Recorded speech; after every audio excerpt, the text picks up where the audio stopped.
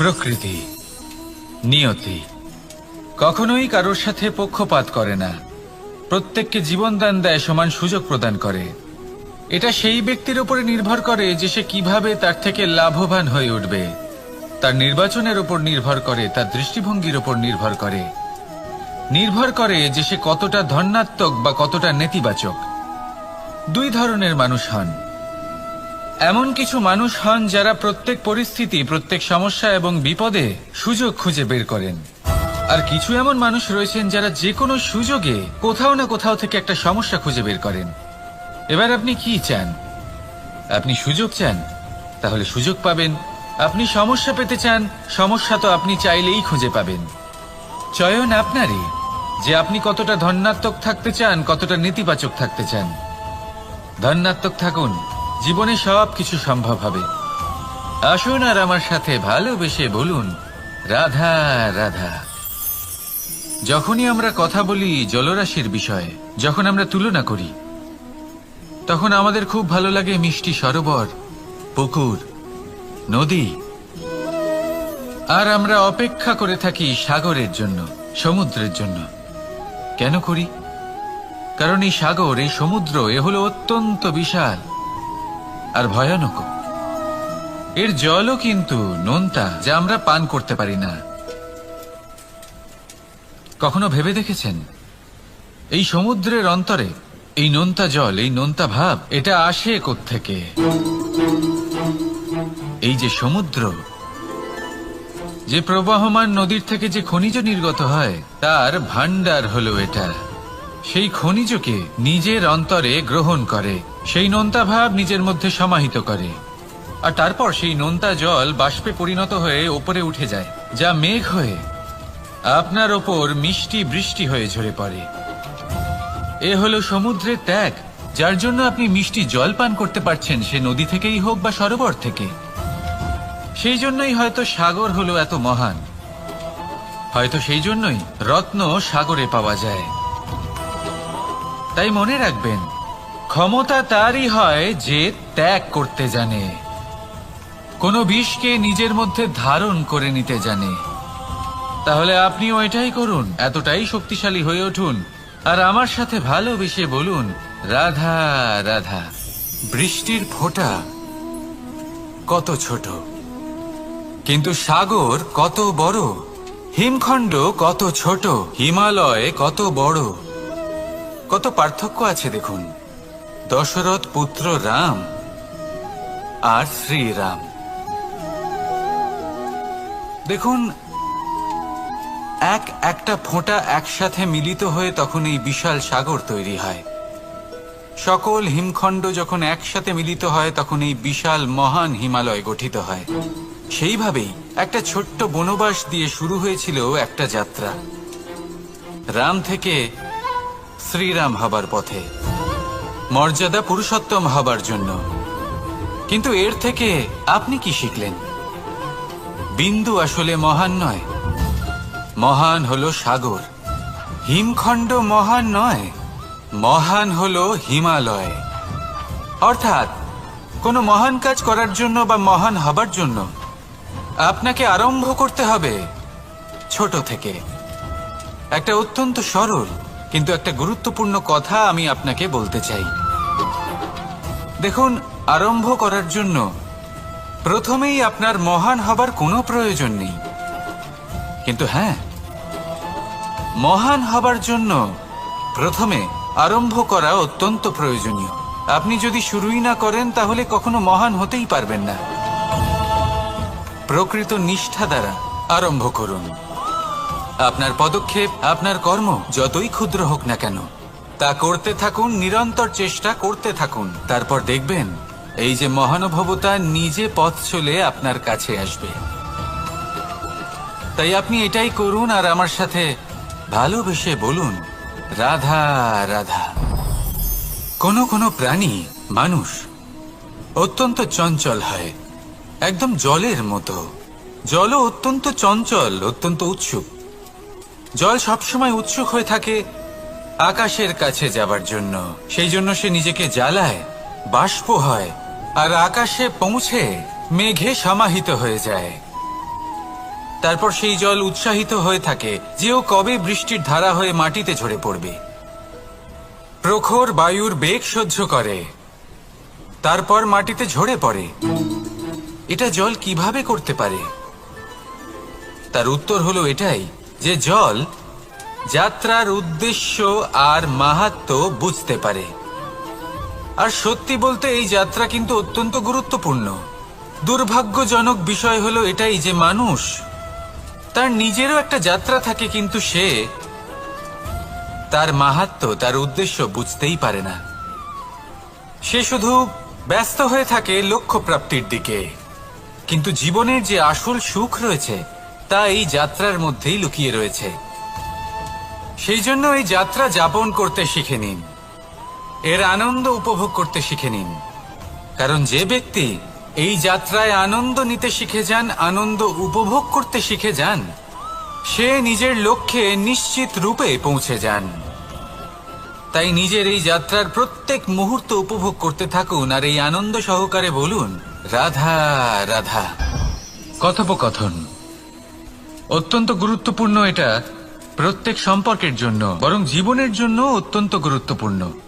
যদি কথোপকথন না হয় তাহলে আপনি অপর মানুষকে বুঝবেন কি করে, বা উনি আপনাকে বুঝবেন কি করে? এবার কথোপকথনের দুটি পদ্ধতি থাকে। প্রথম হলো আপনি সামনের মানুষের কথাটা বুঝতে চাইলেন। দ্বিতীয় পদ্ধতি, আপনি নিজের কথা সামনের মানুষকে বোঝাতে চাইলেন। বেশিরভাগ সময় এটা হয় যে এই কথোপকথন ঝগড়াতে পরিণত হয়। কেন এমন হয়? কারণ না আমরা নিজের কথা সামনের মানুষকে বোঝাতে পারি, না সামনের মানুষ আমাদের বুঝতে পারেন। এটা কেন হয়? কারণ আমরা সামনের মানুষের কথাটা শুনি, কিন্তু সেটা বোঝার চেষ্টা করি না, তাকে উত্তর দিতে চাই। জীবনে সামনের মানুষের কথা শুনুন তাকে বোঝার জন্য, দেখবেন সব ভালো হয়ে যাবে। কারণ যে কোনো প্রশ্নের উত্তর আর যে কোনো উত্তরের আরো একটা প্রশ্ন, এটা শুধুমাত্র ঝগড়া সৃষ্টি করে। অনেক সময় মানুষ অতীতকে দেখেন আর তখন অহংবোধে পরিপূর্ণ হয়ে ওঠেন। কখনো বর্তমানের দিকে তাকান, ভবিষ্যতের দিকে তাকান আর পরিতৃপ্তিতে ভরে ওঠেন। কেন বুঝতে পারেন না একটা সহজ কথা?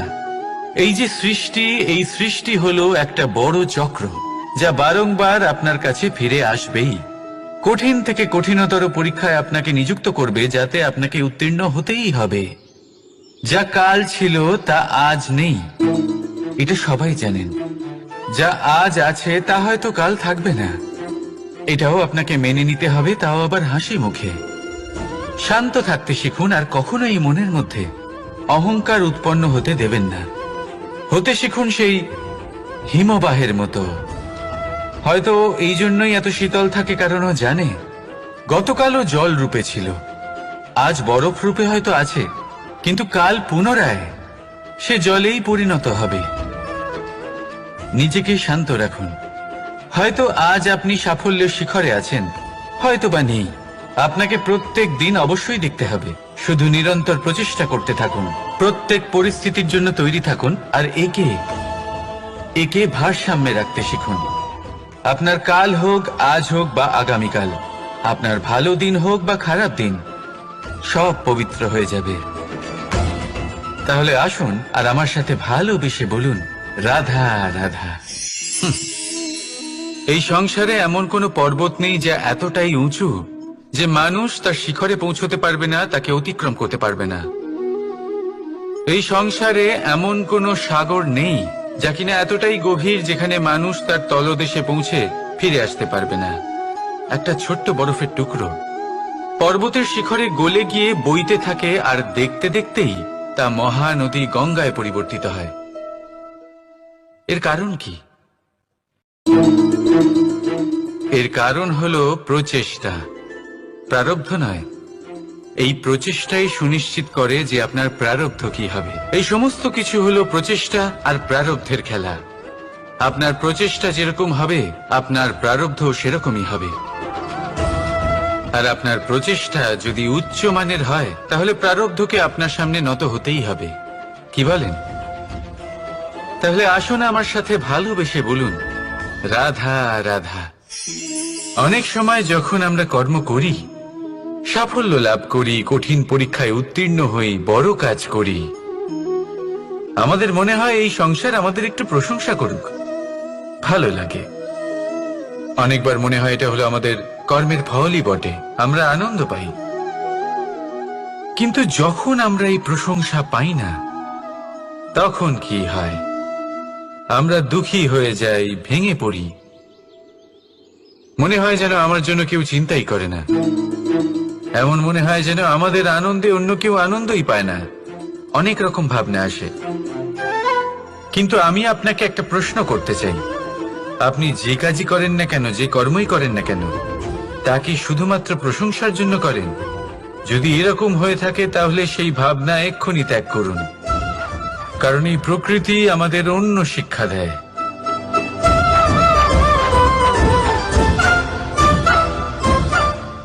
এই ফুলকে দেখুন, এই যে ফুলের সুবাস, যা আমার মনকে উচ্ছ্বসিত করে তোলে, মনে শক্তি সঞ্চার করে, এই সুগন্ধ। কিন্তু ভেবে দেখুন, ফুলের কিন্তু এই কাজ করার জন্য কোনো প্রশংসারই প্রয়োজন হয় না। এটাই হলো প্রকৃতির শিক্ষা। যিনি সৎ হন, সৎকর্ম করেন, তার কোনো প্রশংসার প্রয়োজন হয় না, কারণ ওনার কর্মই হলো ওনার সুবাস। মনে রাখবেন, আতর নকল ফুলে দেওয়া হয়, প্রকৃত ফুলের তার কোনো প্রয়োজন হয় না। সেইভাবেই আপনিও কর্ম করতে থাকুন শুভ চিন্তা নিয়ে। এই মনকে সব সময় শান্ত রাখুন, স্বচ্ছ রাখুন। যদি এরকম করেন তাহলে আপনার কর্ম এমন সুবাস ছড়াবে যে আপনার জীবনে শুধু এবং শুধুমাত্র আনন্দই থাকবে। তাহলে এই আনন্দ সহকারে বলুন, রাধা রাধা। জীবন, এই জীবন আসলে কি?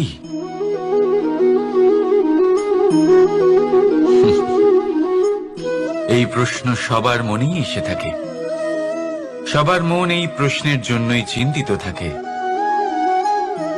এই জীবন আসলে কি? এর উদ্দেশ্য আসলে কি?